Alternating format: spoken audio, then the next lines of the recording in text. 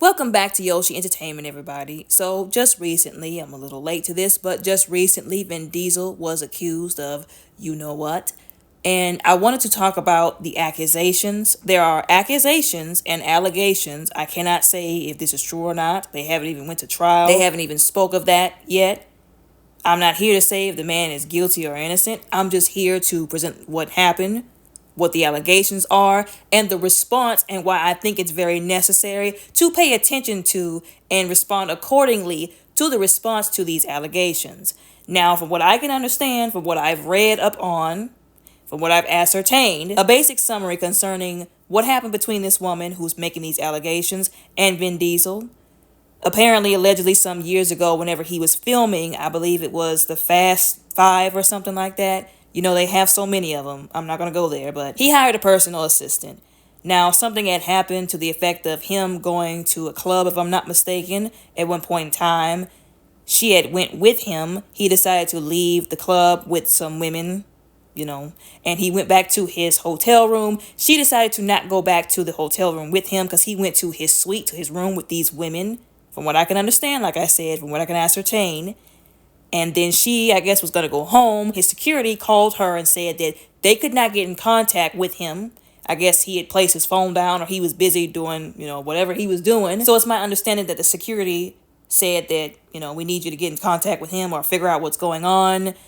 Because somebody has to leave the hotel room. I was not sure if he was speaking of himself or if Vin Diesel had to leave the hotel room. That's the only confusion I have about the story. She goes to the room, I guess, to find out why there's a miscommunication, find his cell phone, give him his cell phone, and then that's when all of this hit the fan. Allegedly, she is claiming that he basically tried to grab her, so to speak. And then when she tried to get away from him, she put distance between her and him to, I guess, try to figure out, like, what's going on? Why did you do that? Are we good now? He tries to grab her again. She runs out of the room. She's screaming down the hallway. He then tries to pin her and pins her up against the wall, allegedly, and touches her inappropriately, pulls out his own private parts and begins to do things that people should not do in front of another person. You can read between the lines. Like I said, this is a non-graphic summary of it all. She's also alleging that the very next day after this happened, if I'm not mistaken, Vin Diesel's sister, who was a producer and also involved in this production company that they had together, fired her the very next day in retaliation for her rejecting his advances. So Vin Diesel, his sister, and like I said, if I'm not mistaken, the production company that they had by the name of One Race are all listed as co-defendants. Basically, in this lawsuit, she is alleging sexual battery, intentional infliction of emotional distress, and accusing them of retaliation, wrongful termination, and negligent supervision, other than, of course, the sexual harassment. Once again, I have to say allegations. I don't know if he's guilty or innocent. Now, if he is guilty of all of these allegations, he needs to be held accountable. But once again, we don't know. I just put out the details and the allegations of the lawsuit. Now, moving on to the response. So whenever I first saw this hit the news, of course, I was a little bit surprised because Vin Diesel is not somebody who's usually in the headlines. But once again, I always default to what I've always said about these celebrities. None of us know them personally unless they've been around them. Unless you've been around them, you don't know them. You don't know what they do behind closed doors. None of us know what they're capable of. So quite frankly, like I've said before somewhere, I don't put anything past any of these people. Now, what I did not like, again, speaking on the response, which they do it all the time, like, it's no surprise, it's just disgusting. But whenever somebody comes out, what people need to understand is these are very serious allegations. Every time somebody comes out and makes allegations like this is serious and it needs to be handled in a serious manner. But people like to joke and, make fun of people. And I knew that stuff like this was going to happen because it happens all the time. It's been happening. But basically, to give you an example, whenever this woman came out, they Googled pictures of her. Pictures were all over the internet. People were saying, first of all, why would he want to do that to you? You're not that pretty. You're not that attractive. His wife is prettier than you. Why would he want to do that to you if he had a wife? That's the kind of stuff that they say when these women come out and they make these allegations. The only thing I have to say for those people is y'all better hope it's not true, because that's going to make y'all look like a heinous individual who, quite frankly, supports R-word culture. Because you do understand that you support that if you say things like, oh, why would he want to do that to her? She's not attractive. Because that's how a lot of these people get off of doing stuff like that.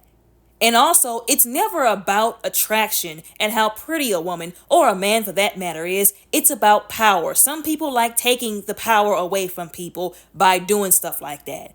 I wish people would wrap their heads around that and stop being disgusting and disrespectful. But that's the kind of world we live in. Once again, I'm speaking on if this is actually true, which we don't know it is. Like I said, allegedly, I'm hoping that it's not. I'm not assuming that it is because we don't know yet. There's no, like I said, speaking even of a trial. But that's how serious I am when it comes to this kind of stuff. Like, I understand that there are a lot of women out there who have lied.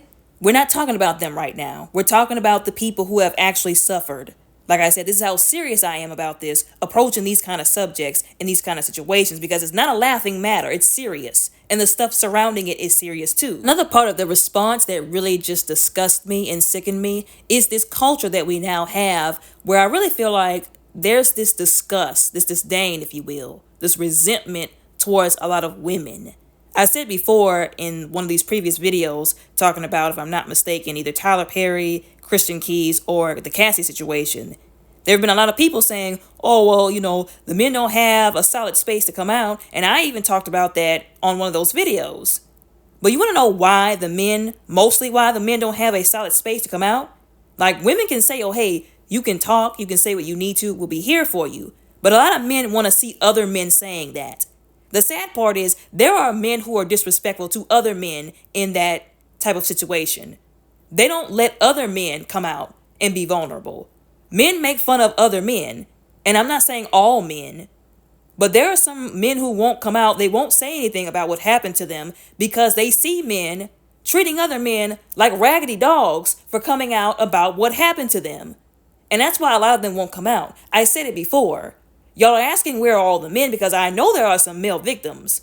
But a lot of them don't want to come out because they see how people have treated the women. And that goes for both the men and women. They see both men and women dragging a lot of these women who have really been through it, through hell and back, who are victims.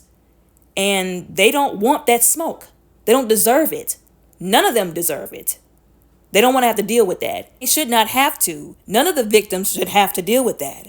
But anyways, as I was saying, there's this resentment that is building, I feel like, towards women, because there's a lot of these high profile individuals, once again, that people have put on a pedestal, that they worship, that they like, that they identify with, who have been getting called out, who are now facing the consequences of their raggedy actions, the abuse that they put these women through. It's like they care more about maintaining that person's image, once again, because they identify with that person, they worship the ground they walk on, than they do them being held accountable for what they've done. Once again, we are living in a dangerous and very unsettling and disturbing time when the regular, average, everyday people that we see every day, who should be having compassion for each other, are out here putting these celebrities on a pedestal, worshiping them, so ready to absolve them of whatever wrongdoing they could be doing behind closed doors simply because they identify with them in some way. So much so that said average, everyday people cannot even come out and talk about what happened to them, what these celebrities and these people that they put on a pedestal have done to them behind closed doors. Like I said, instead of people saying, I don't care what movie this person played in, what TV show they played in, I don't care how well they did, or what kind of image we tried to make them out to be that we never should have made them out to be because they're just as human as us, they have the audacity to get mad at the victims. Like well, how dare you be taken advantage of and not be able to stop it from happening. Now I have to not like this person who I'm not gonna not like anymore because I don't care about you. You're not anybody I know. I'm not screwing you. You're not my mother. That's the idea. That's the mentality that they have towards these women. It's like, how dare they be victims of this person?